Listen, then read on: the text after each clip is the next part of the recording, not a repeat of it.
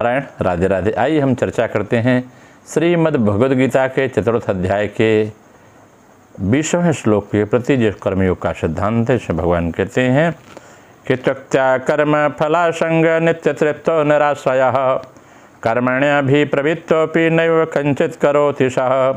जो कर्म और फल की आसक्ति का त्याग करके आश्रय से रहित और सदा तृप्त हैं, वह कर्मों में अच्छी तरह लगा हुआ भी वास्तव में कुछ भी नहीं करता। अगर हम इसका अर्थ निकालते हैं तो यह भाव समझ में आता है।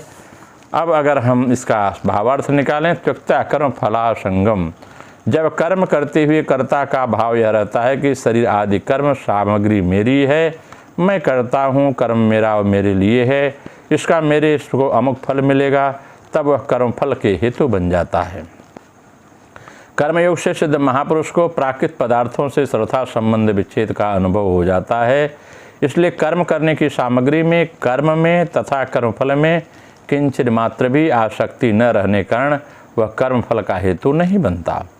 सेना विजय की इच्छा से युद्ध करती है। विजय होने पर विजय सेना की नहीं प्रत्युत राजा की मानी जाती है, क्योंकि राजा ने ही सेना से जीवन निर्वाह का प्रबंध किया है, उसे युद्ध करने की सामग्री दी, उसे युद्ध करने की प्रेरणा दी। सेना भी राजा के लिए ही युद्ध करती है। इसी प्रकार शरीर, इंद्रिय, मन, बुद्धि, कर्म सामग्री के साथ संबंध जोड़ने से ही जीव उसके द्वारा किए गए कर्मों के फल का भागी होता है। जैसे राजा सेना से जीते हुए युद्ध के विजय का भागी होता है। कर्म सामग्री के साथ किंचित मात्र भी संबंध न होने कारण महापुरुष का कर्मफल के साथ कोई संबंध नहीं रहता। वास्तव में कर्मफल के साथ स्वरूप का संबंध है ही नहीं, कारण कि स्वरूप चेतन अविनाशी और निर्विकार है, परंतु कर्म और कर्मफल दोनों जड़ और विकारी हैं और उनका आरंभ तथा अंत होता है। सदा स्वरूप के साथ न तो कोई कर्म रहता है न कोई फल ही रहता है। इस तरह यद्यपि कर्म और फल के स्वरूप का कोई संबंध नहीं है, फिर भी जीव ने भूल से इसके साथ अपना संबंध मान लिया है और यह माना हुआ संबंध ही बंधन का कारण है। अगर यह माना हुआ संबंध मिट जाए तो कर्म और फल से उसकी स्वतः सिद्धि निर्लिप्तता का बोध हो जाता है। निराश्रय, निराश्रय का भाव यह है देश काल वस्तु व्यक्ति परिस्थिति आदि का किंचित मात्र भी आश्रय न लेना। निराश्रय यानी आश्रय से रहित होना है। कितना ही बड़ा धनी महाराजा क्यों न हो, उसको देश काल आदि का आश्रय लेना ही पड़ता है। परंतु कर्मयोग से सिद्ध महापुरुष देश काल आदि का कोई आश्रय नहीं मानते। आश्रय मिले या न मिले उन्हें किंचित मात्र कोई परवाह नहीं होती, इसलिए वह निराश्रय है।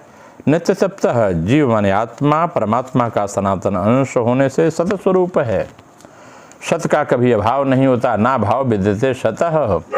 जब तक असत के साथ अपना संबंध मान लेता है, तब उसे अपने में अभाव कर्मों का अनुभव होने लगता है। उस कमी की पूर्ति करने के लिए सांसारिक वस्तुओं से कामना करने लगता है।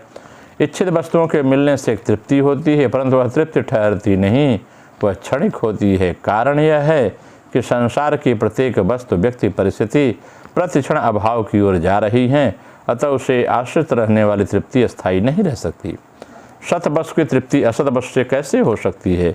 अतः जीव जब तक उत्पन्न विनाश क्रियाओं और पदार्थों के साथ संबंध मानता है तथा उसके आश्रित पर रहता है, तब तक उसे स्वतः सिद्ध नित्य तृप्त का अनुभव नहीं होता।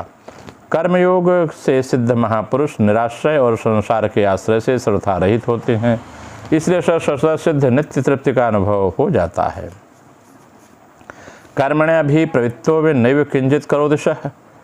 कर्मयोग से सिद्ध महापुरुष के द्वारा होने वाले सब कर्म सांगोपांग रीति से होते हैं, क्योंकि कर्मफल से उसकी किंचित मात्र भी आसक्ति नहीं होती। उससे संपूर्ण कर्म केवल संसार के हित के लिए होते हैं। जिसकी कर्मफल में आसक्ति होती है वह सांगोपांग रीति से कर्म नहीं कर सकता, क्योंकि फल के साथ संबंध होने से कर्म करते हुए बीच बीच में फल का चिंतन होने से उसकी शक्ति व्यर्थ खर्च हो जाती है, जिससे उसकी शक्ति पूरी तरह कर्म करने में नहीं रहती।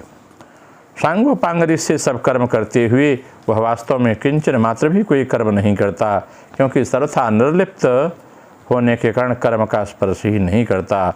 उसके सब कर्म अकर्म हो जाते हैं। जब वह कुछ भी नहीं करता तब वह कर्मफल से बध कैसे सकता है? भगवान कहते हैं प्रकृति निरंतर क्रियाशील है। जब तक प्रकृति के गुणों क्रिया पदार्थों से संबंध है, तब तक कर्म न करते हुए भी मनुष्य कर्मों के साथ संबंध हो जाता है। प्रकृति के गुणों से संबंध न रहे पर मनुष्य कर्म करते हुए भी कुछ नहीं करता। कर्म योग से सिद्ध महापुरुष का प्रकृति जन्य गुणों से कोई संबंध नहीं रहता, इसलिए वह लोक हितार्थ सब कर्म करते हुए वास्तव में कुछ भी नहीं करता। अगर इसकी हम क्रिया योग के माध्यम से व्याख्या करें तो यह भाव और स्पष्ट हो जाया करता है।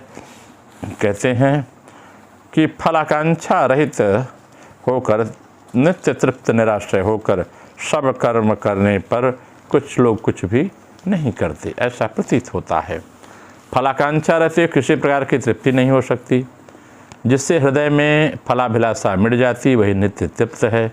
मन संकल्प विकल्प धर्म युक्त से होकर किसी न किसी वस्तु का अवलंबन करता ही है। क्रिया की परावस्था में विषय संग का त्याग हो जाता है, अतः निज आनंद में वह आपमग्न हो जाता है और उस अवस्था में मनन करने के लिए कुछ भी नहीं रहता। अतः उसका मन किसी वस्तु को अवलंब न करके निरावलंब में स्थिर हो जाता है। इसी का नाम निराश्रय भाव है। कर्माशक्ति रहने के पर भी आश्रय रहता है। जिसको कर्माशक्ति नहीं है उसको कोई आश्रय भी नहीं रहता। आसक्ति रहने पर कर्मफल उत्पन्न होता है और कर्मफल के अनुभव अनुरूप ही जीव का अतृष्ट बनता है और तदजनित सुख दुखों भी अनिवार्य हो जाता है। जिनमें यह आसक्ति नहीं होती वह किसी भी वस्तु के लिए उनमें चित्त में अपेक्षा नहीं होती। उनमें मन का आश्रय और एकमात्र परमानंद स्वरूप आत्मा होता है और उसी में तृप्त रहते हैं। इस प्रकार के पुरुष कर्म का प्रविलय हो जाता है।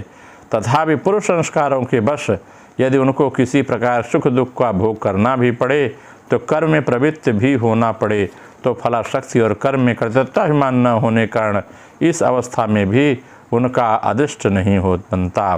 अतः कुछ करने पर वह न कुछ करने के समान ही होता है, अर्थात ऐसे योगियों को कर्म बंधन नहीं लगता। नमो नारायण।